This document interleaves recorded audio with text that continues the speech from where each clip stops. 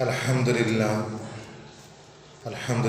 رب العالمین والعاقبۃ للمتقین والصلاۃ والسلام علی رسولہ الکریم وما آتاکم الرسول فخذوہ وما نہاکم عنہ فانتہوا واتقوا اللہ ان اللہ شدید العقاب۔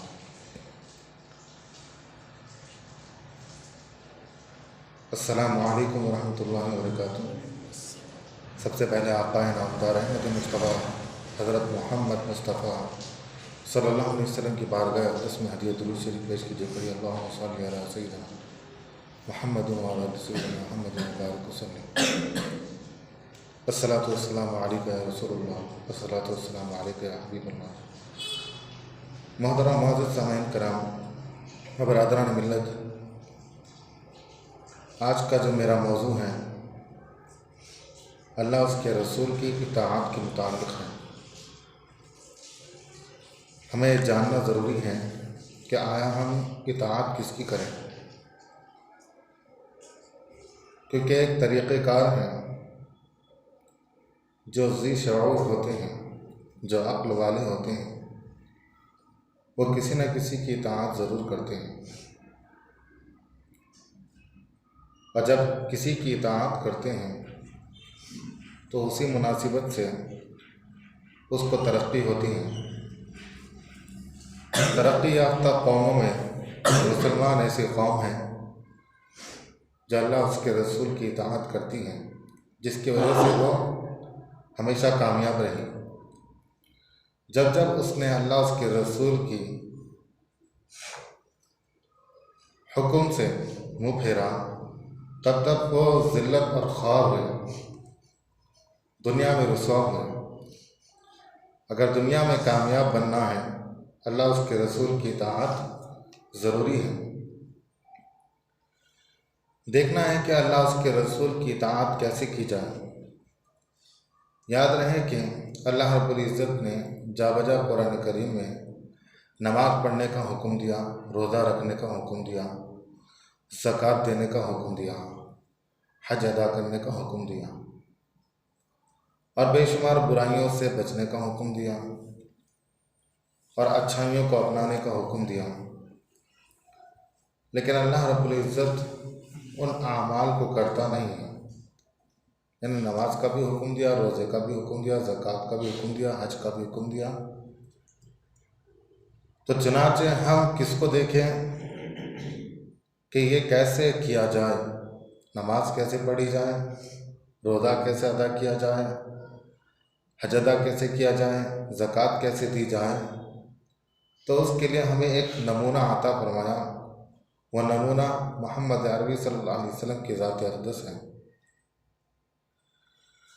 اللہ رب العزت نے قرآن کریم میں نماز پڑھنے کا تو حکم دے دیا، لیکن کس طریقے سے پڑھیں، اس کے اندر فرض کیا ہے، اس کے اندر سنت کیا ہے، اس کے اندر مستحب کیا ہے، خود پیارے نبی صلی اللہ علیہ وسلم نے عملی طور پر کر بتایا کہ دیکھو اس طریقے سے نماز پڑھی جاتی ہے۔ نماز کا حکم تو اللہ نے دے دیا، لیکن نماز کا طریقہ قرآن میں موجود نہیں ہے، وہ ہم کو احادیث میں ملتا ہے۔ روزے کا حکم تو دے دیا، لیکن روزہ رکھنے کے مکمل شرائط، روزہ کس سے ٹوٹتا ہے، کیسے معاملات ہے، اس کے اندر فرائض کیا ہے، واجبات کیا ہے، سنت کیا ہے، مستحبات کیا ہے، تفصیل کے ساتھ۔ ایک دو مسائل کا تو حل مل جائے گا قرآن میں، لیکن تفصیل کے ساتھ ہمیں تمام مسائل کا حل حدیث کے اندر ملے گا۔ ایسے ہی زکوٰۃ کا مسائل، زکوٰۃ دینے کا حکم مل گیا، لیکن تفصیل کے ساتھ احادیث کے اندر موجود ہیں۔ حج کرنے کا حکم تو دے دیا، لیکن کیسے ادا کیا جائے حج، خود پیارے نبی صلی اللہ علیہ وسلم نے پریکٹیکل کر کے بتایا کہ حج ایسے ادا کیا جاتا ہے۔ تو اللہ رب العزت نے اپنی عبادت اپنے محبوب کی اداؤں سے ہمیں بتایا کہ دیکھو ایسی عبادت کی جاتی ہے۔ بندگی کا قرینہ دیکھنا ہے، بندگی کا طریقہ دیکھنا ہے تو محمد عربی صلی اللہ علیہ وسلم کو دیکھو، کہ جب ان کو دیکھو گے تو پتہ چل جائے گا کیسے عبادت کی جاتی ہے۔ حرام کے متعلق قرآن نے بتا دیا کہ یہ حرام چیزیں ہیں، اب حلال چیزیں کیا ہیں، ایک اس کی اگر قرآن کے اندر حکم نازل ہوتا کہ حلال کیا کیا چیزیں ہیں تو ایک لمبی فہرست بن جاتی، ایک لمبی فہرست بن جاتی، لیکن پیارے نبی صلی اللہ علیہ وسلم نے لبہائے مبارک سے اپنے ہاتھ سے جس لقمے کو جس چیز کو کھایا وہ حلال ہو گئی، اور جس کا آپ نے ناپسند کیا وہ چھوڑ دیا وہ حرام ہو گئی۔ تو محمد عربی صلی اللہ علیہ وسلم نے جو کام کیا وہ اچھا کام ہے، جس کام نے سے آپ نے منع کیا روکا وہ برا کام ہے، اس سے منع کر دیا۔ تو یہ ہے اللہ رب العزت کا حکم اور اللہ اس کے رسول کا حکم، اور اللہ رب العزت نے جا بجا فرما دیا کہ جو میرے رسول کی اطاعت کرے گا وہ میری اطاعت کرے گا، وَمَن يُطِعِ الرَّسُولَ فَقَدْ أَطَاعَ اللَّهَ۔ قرآن میں اللہ رب العزت نے ارشاد فرما دیا کہ میرے رسول کی اطاعت کر لو، ایسا ہے جیسے اس نے میری ہی اطاعت کی ہے، بلکہ جو اللہ کے رسول کی نافرمانی کرے گا صرف وہ اللہ کے رسول کی ہی نافرمانی نہیں کرے گا بلکہ وہ اللہ کی بھی نافرمانی کرے گا۔ یعنی نسبت اللہ رب العزت نے پیارے نبی صلی اللہ علیہ وسلم کا ایک معیار بنا دیا کہ محبوب صلی اللہ علیہ وسلم جو آپ کو مارے گا میں اسے مانوں گا، جو آپ کو چھوڑے گا میں اسے چھوڑ دوں گا، جو آپ کے نقش قدم پر چلے گا میں اس کو مانوں گا، جو آپ پر فدا ہوگا میں اس کی فداؤں کو مانوں گا، اس کے فدا ہونے پر میں مانوں گا، جو آپ سے محبت کرے گا میں اس سے محبت کروں گا۔ محبت کا ہی معیار بتا دیا۔ یہود و نصارہ کیا کرتے تھے، جب قرآن ان کو سنایا جاتا تھا تو قرآن سننے کے بعد کہتے ہیں کہ ہم اللہ کو تو ماننا ٹھیک ہے لیکن ہم تمہیں نہیں مانتے،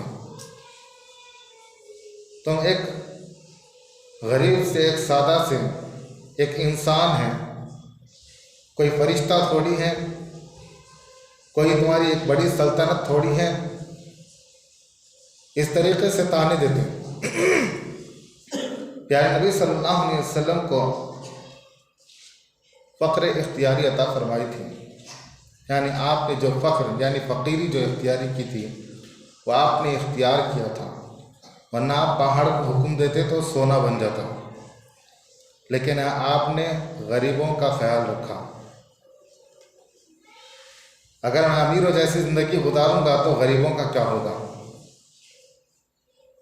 غریب آج رشک کر رہا ہے کہ ہمارے پیارے نبی صلی اللہ علیہ وسلم غریب نہیں تھے لیکن غربت والی زندگی گزاری۔ تو چنانچہ انہوں نے کہا نحن ابناء اللہ واحباؤ کہ ہم اللہ کے پسندیدہ ہیں، ہم اللہ کو چاہتے ہیں اور اللہ کے بیٹے ہیں۔ ایک تو غلط بات کی کہ اللہ کا کوئی بیٹا نہیں ہوتا، اور یہ دعویٰ کیا کہ ہم اللہ کے محبوب ہیں، حالانکہ یہود و نصارہ کی ہسٹری نکالے تو پتہ چلے گا کہ انہوں نے انبیاء اکرام کو قتل کیا، اتنی زیادتی کی انبیاء اکرام کے ساتھ، 950 سال 1000 سال انہوں نے تبلیغ کی، لیکن اس کے بدلے میں انہوں نے ان کے ساتھ بہت برا سلوک کیا۔ لیکن آج وہ کہتے ہیں کہ ہم اللہ کے پسندیدہ، اللہ کے محبوب ہیں۔ پھر اللہ رب العزت نے بھی ایک معیار بتا دیا، ٹھیک ہے تم مجھ سے محبت کرتے ہو، قُلْ إِن كُنتُمْ تُحِبُّونَ اللَّهَ فَاتَّبِعُونِي، اگر تم محبت کرتے ہو تو میرے رسول کی اطاعت کرو، یحببکم اللہ، اگر تم میرے رسول کی اطاعت کرو گے تو میں بھی تم سے محبت کروں گا، ورنہ یہ تمہارا محبت کا دعویٰ جھوٹا ہے۔ میں نے اپنی محبت کا معیار یہ رکھ دیا کہ میرے رسول کی اطاعت، جو رسول کی اطاعت کرے گا وہ اللہ سے محبت کرے گا، جو رسول کی اطاعت نہیں کرے گا نہ وہ رسول سے محبت کرتا ہے نہ وہ اللہ سے محبت کرتا ہے۔ تو اپنی محبت کی دلیل اگر دینا چاہتے ہو تو اللہ اس کے رسول کی اطاعت کرو، خالی بولنے سے نہیں بلکہ عملی طور پر، پریکٹیکل طور پر اس عمل کو بتائیں۔ کہ آج دیکھیں کہ ہم نام نہاد مسلمان بن گئے، نام تو رکھ لیا لیکن کام ہمارے وہ ہیں اللہ اس کے رسول کے بتائے ہوئے راستے پر جیسا چلنا چاہیے ویسا نہیں ہے، بلکہ اس کے برعکس ہے۔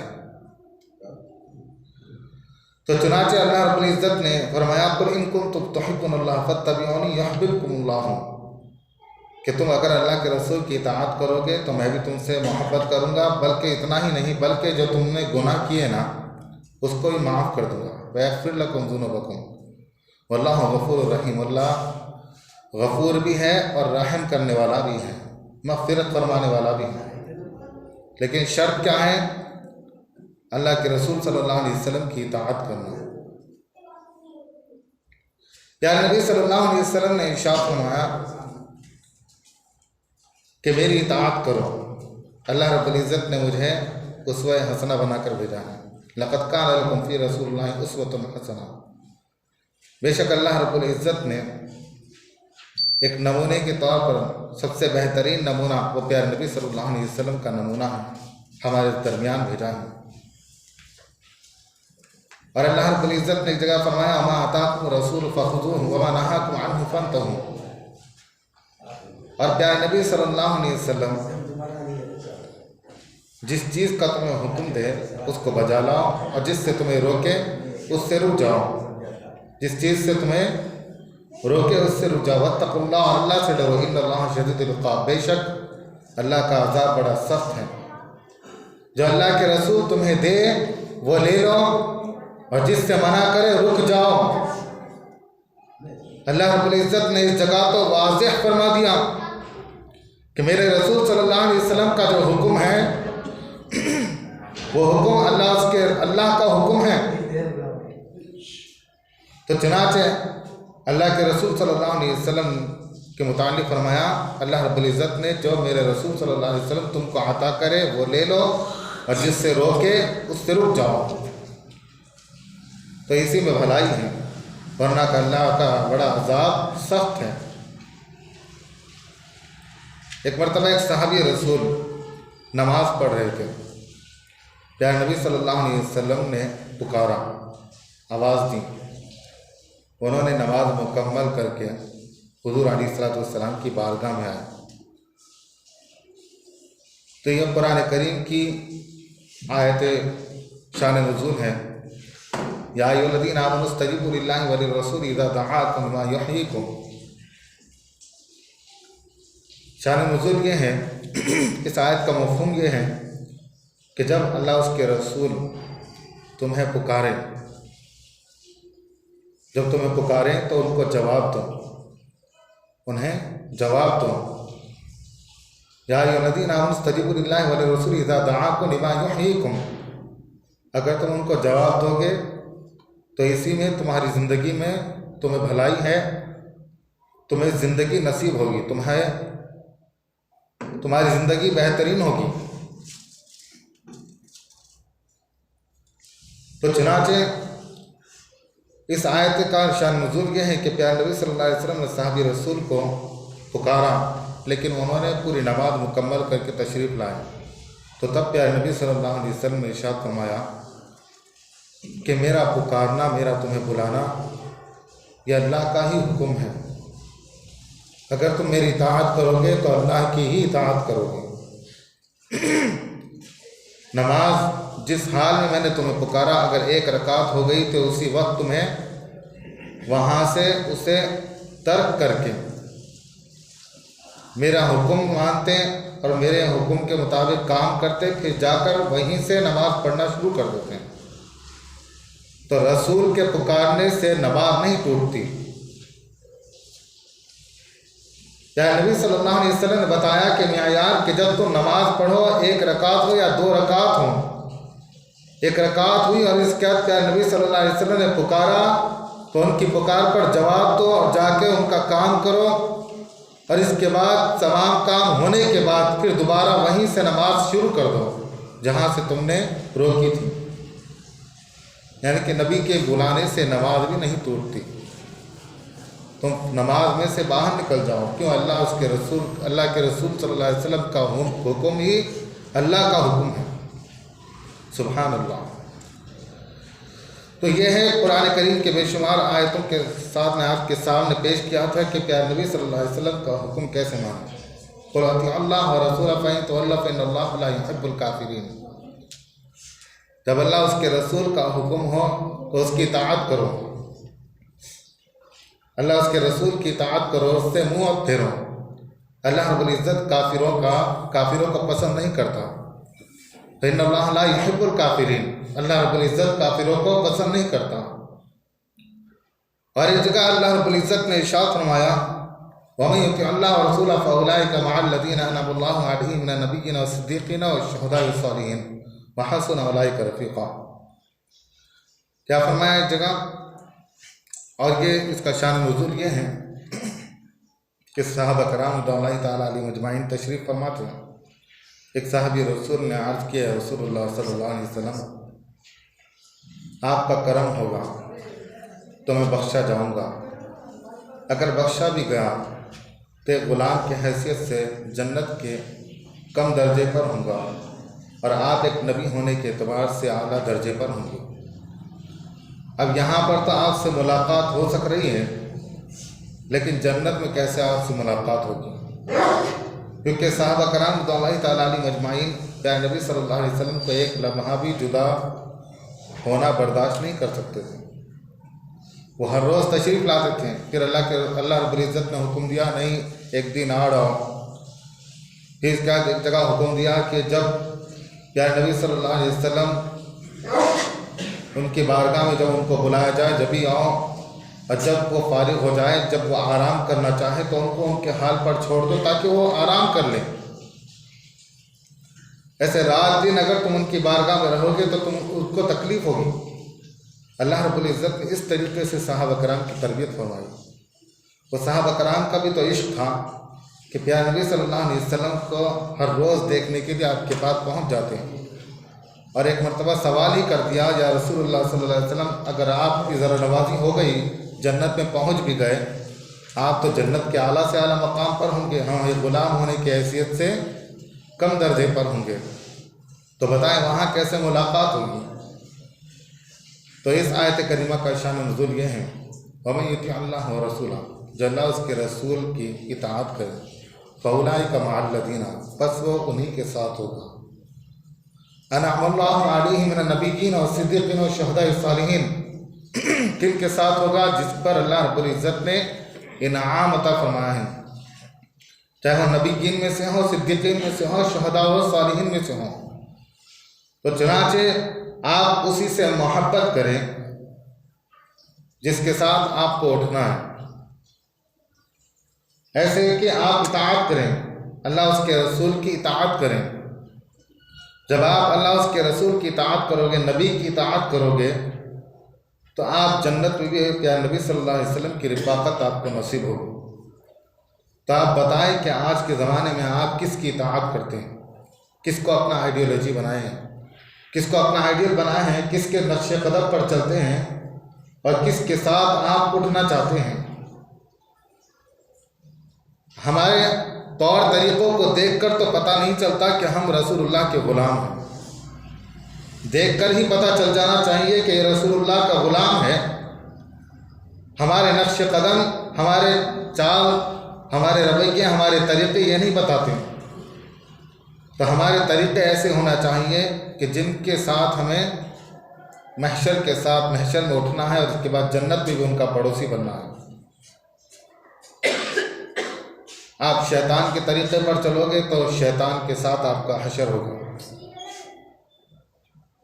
بلکہ ایک حدیث شریف پڑھا تھا میں، جس کے اندر بتایا گیا کہ جو اللہ اس کے رسول کی اطاعت نہیں کرتا، یعنی نماز نہیں پڑھتا، تو نماز کس وجہ سے چھوڑا، وجہ کیا بنی، اللہ رب العزت کی اور اس کے رسول کی اطاعت نہ کرنے کی وجہ کیا بنی؟ اگر مال و دولت کی وجہ سے اس نے نماز چھوڑی، اللہ اس کے رسول کی اطاعت نہیں کی، تو قارون جس کے پاس بہت دولت تھی، تو اس کے ساتھ اس کا حشر ہوگا۔ اگر بادشاہت کی وجہ سے، یعنی بڑا لیڈر بن گیا تھا دنیا میں، اور اس کے بعد اتنا مصروف ہو گیا کہ وہ اللہ اس کے رسول کی اطاعت نہیں کیا تو نمرود کے ساتھ اٹھایا جائے گا۔ یعنی ایسے ایسے شیطان جو ایک نمونے کے طور پر نمرود، فرعون، شداد، حامان، یہ پورے بڑے بڑے سردار ہیں، ابو جہل ہے، ایسے لوگ جن کے طریقے اپنائیں گے تو اس طریقے سے آپ کو اللہ رب العزت انہی کے ساتھ انہی کے صف کے اندر کھڑا کرے گا، اسی صف میں کھڑا کرے گا، اور آپ اللہ اس کے رسول کی اطاعت کرو گے، نبیین، صدیقین، شہداء، صالحین، اللہ کے نیک بندے، اللہ کے بزرگ، اللہ کے اولیاء اللہ کی اطاعت کرو گے تو آپ کا حشر ان کے ساتھ جنت میں ہوگا۔ اللہ رب العزت آپ کو ان کا پڑوسی بنا دے گا۔ دعا ہے باری تعالیٰ کہ ہم کو نبیین، صدیقین، شہداء اور صالحین کا پڑوسی بنا، جنت میں آپ کی رفاقت نصیب عطا فرمائے۔ تو فیصلہ آپ کا ہے کہ آپ نمرود، حامان، شداد، قارون، ابو جہل، یزید، ایسے ملعون لوگوں کے ساتھ آپ کا حشر ہونا ہے تو آپ ویسے ہی عمل کریں تو آپ کا ویسے ہی ان کے ساتھ حشر ہوگا، انہی کے ساتھ آپ دوزخ میں جائیں گے۔ فیصلہ ہمارے ہاتھ میں ہے کہ اگر ہم نبیین، صدیقین، شہداء اور صالحین کے طریقے پر چلنا چاہتے ہیں، ان کے ساتھ ہمارا حشر ہونا چاہتے ہیں تو ان کے طریقے پر، ان کے نقش قدم پر چلیں تاکہ جنت میں ہم ان کے پڑوسی بنیں۔ یعنی نبی صلی اللہ علیہ وسلم نے جب صحابہ کرام کو جس چیز کا حکم دے دیا تو فوراً وہ بجا لاتے۔ ایک صحابی رسول، ان کے ہاتھوں میں انگوٹھی دیکھی سونے کی، گولڈ کی انگوٹھی، جب دیکھی تو جب ان کو پتہ نہیں تھا کہ یہ حرام ہے، اللہ کا حکم ہو گیا، مردوں پر سونا حرام ہے، پتہ نہیں تھا، لیکن جب پتہ چلا رسول اللہ صلی اللہ علیہ وسلم نے غضب میں آ گئے اور کہا کہ یہ تم نے اپنے انگلی میں آگ پہنا ہے، اسے نکال دو۔ آج لوگ جو ہے مروت میں، محبت میں، سسرال کے مرد حضرات انگیجمنٹ میں، شادی میں سونے کی انگوٹھی پہن لیتے ہیں، پیارے نبی صلی اللہ علیہ وسلم کی محبت کا دعویٰ بھی کرتے ہیں، اس کی اطاعت کا بھی دعویٰ کرتے ہیں، پھر اس کے بعد سونے کی انگوٹھی پہنتے ہیں، سونے کی چین پہنتے ہیں، سونے کا استعمال کرتے ہیں۔ تم یہاں استعمال کرو گے جنت میں نہیں ملے گی، جنت ہی نہیں ملے گی، جنت میں ملنے کا سوال کیا ہے، جنت ہی نہیں ملے گی، یہاں پہنو گے وہاں نہیں ملے گی، یہاں پہنو گے وہاں نہیں ملے گی، یہاں نہیں پہنو گے وہاں ملے گی۔ رسول اللہ صلی اللہ علیہ وسلم نے فرمایا صحابی رسول کا یہ انگوٹھی پھینک دو، آپ نے نکالی اور پھینک دی۔ سونے کی اہمیت شروع سے تھی، اس کی ویلیو، یعنی جب بیچتے تو فوراً اس کا روپیہ آپ کو مل جاتا۔ جب محفل برخاست ہو گئی، لوگ چلے گئے، پھر اس کے ایک صحابی رسول نے کہا کہ اس سونے کو اٹھا لو اور اس کو فروخت کر لو، یا اپنے گھر والوں کو دے دو، لیڈیز کو دے دو، مستورات کو دے دو، یا خود اس کو بیچ کر استعمال کر لو پیسہ۔ تو آپ نے کہا کہ رسول اللہ نے پھینکی ہے، رسول اللہ نے پھینکی ہے، اب میں کیسے اٹھا سکتا ہوں؟ میرا ایمان، میرا یہ دل گوارا نہیں کرتا جس چیز کو رسول اللہ پھینک دے میں اسے اٹھا لوں۔ شریعت کے مطالعہ کے مناسبت سے، قانون کے اعتبار سے اسے لے سکتے تھے، استعمال بھی کر سکتے، لیکن عشق و محبت کا یہ معیار دیکھیے کہ رسول اللہ جس چیز کو پھینکتے اسے اٹھانا بھی گوارا نہیں کرتے۔ سبحان اللہ۔ تو یہ تھا مسئلہ۔ بے شک شریعت پہ تو چلنا چاہیے، لیکن تقویٰ ایک ہوتا ہے، فتویٰ ایک ہوتا ہے۔ جب ہمیں صحیح راستے پہ چلنے کا حکم ملتا ہے کہ ہم کوئی فتویٰ نکال لائے تاکہ ہم آسانی سے اس مسئلے کا حل کر لیں، بے شک حل تو کر سکتے ہیں، لیکن اللہ والے فتوے پہ نہیں بلکہ تقوی پہ عمل کرتے تھے، کہ سوچتے تھے کہ بے شک یہ ٹھیک ہے، یہ مسئلہ تو ہو سکتا ہے، ایسا تو ہو سکتا ہے، لیکن کیوں نہ ایسا کیا جائے کہ جس سے دل بھی مطمئن ہو، اللہ اس کا رسول بھی راضی ہو۔ تو یہ صحابہ کرام کا طریقہ تھا۔ ایک صحابی رسول ایسا کپڑا پہنے تھے جیسے لیڈیز پہنتے ہیں، بالکل ایک دم چھک۔ آج نوجوان ایسے ایسے کپڑے پہن رہے ہیں کہ جن کو بالکل دیکھا گیا تو بالکل لیڈیز کے طرح نظر آتے ہیں۔ رسول اللہ صلی اللہ علیہ وسلم نے سخت وعید فرمائی ہے، سخت ناراضگی فرمائی ہے کہ مرد حضرات عورتوں کی تشبیہ نہ کریں اور عورت مرد کی تشبیہ نہ کریں۔ تمہیں جس حال میں اللہ رب العزت نے بنایا ہے اس پر سیٹسفائی ہو، کیوں مرد عورت بنتے ہو، کیوں عورت مرد بننے کی کوشش کرتا ہے؟ اللہ رب العزت نے بہترین سانچوں میں ڈھالا ہے۔ تو چنانچہ رسول اللہ صلی اللہ علیہ وسلم نے ناراضگی فرمائی کہ ایسے کپڑے پہنے ہیں ایسے اتار دو۔ وہ صحابی رسول گئے اور جا کر اسے جلا دیا۔ اور جب کے زمانے میں کپڑے کا تنگی بڑی تھی کہ جس کو کپڑا میسر ہو گیا تو وہ بڑا مالدار سمجھا جاتا تھا، تو چنانچہ اس وقت انہوں نے جلا دیا۔ تو یہ معیار۔ حضرت حنظلہ رضی اللہ تعالیٰ ابھی شادی ہوئی، تو چنانچہ اللہ کے پیارے نبی صلی اللہ علیہ وسلم نے ترغیب دی، بلایا کہ جہاد کا موقع آیا ہے، اب جہاد کے لیے چلنا ہے۔ حضرت حنظلہ رضی اللہ تعالیٰ کی ابھی شادی ہوئی، آپ گھر کے اندر تشریف فرما ہے۔ اسی دن آپ رات میں ہی نکل گئے، آپ نے غسل بھی نہیں فرمایا، فوراً نکل گئے۔ بیوی نے کہا کہ کہاں جا رہے ہیں آپ مجھے چھوڑ کر؟ میں تو آپ کے لیے ساری دنیا چھوڑ کر آئی ہوں، اپنے ماں باپ، اپنے بھائی بہن، ہر چیز چھوڑ کر آئی ہوں۔